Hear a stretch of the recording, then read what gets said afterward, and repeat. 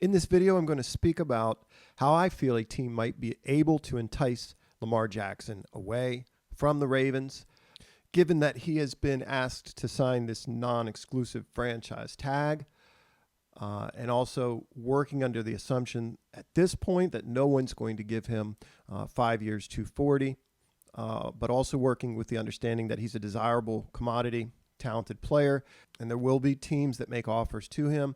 I'm going to try to present a scenario that I think might work on their behalf and perhaps benefit the Ravens as well.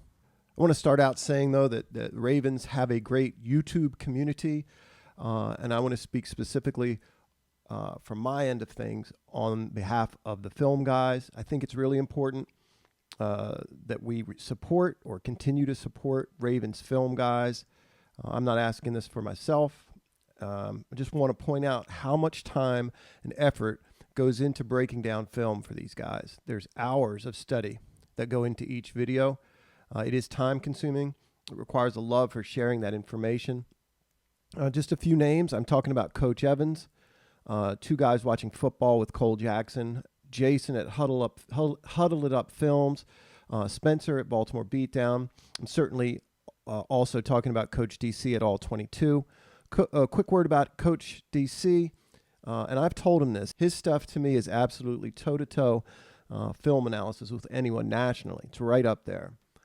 He's also very generous with film, pretty rare in that respect, and in his commitment to educating fans on X's and O's. In any case, support these guys. All of them have been very kind and supportive in the interactions I've had with them. If I've left anyone out, I do apologize, and I'll make an effort to fix that. Okay, to the topic of the video. First, I'll say that I have no indication over the last few years that Lamar has any intention of signing anything unless he gets what it is that he's asking for precisely. I think Lamar will be perfectly willing to wait, sign this non-exclusive franchise tag well into training camp, and do it again next year. I think the Ravens know that he's stringing this out or willing to string this out. That's his prerogative, but they don't want to be caught holding it and get nothing in return.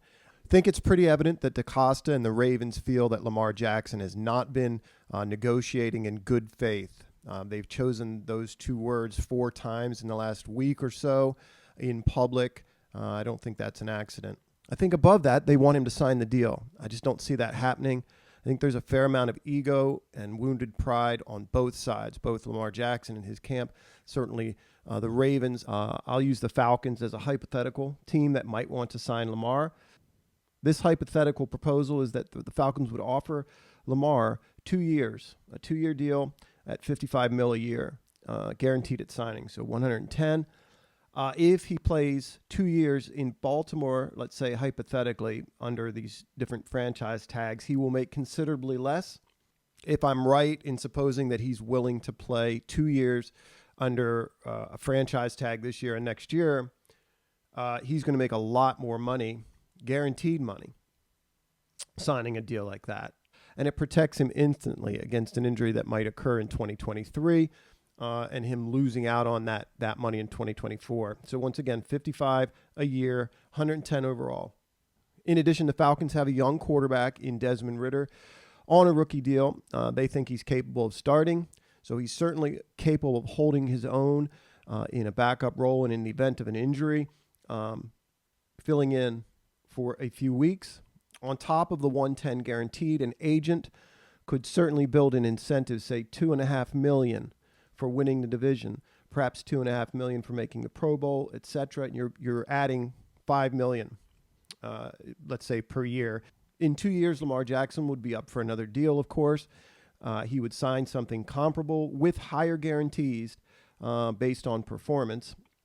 He will have gotten between $240 and $250 million guaranteed over the span of 4 years, not 5. And in this hypothetical, he is 30.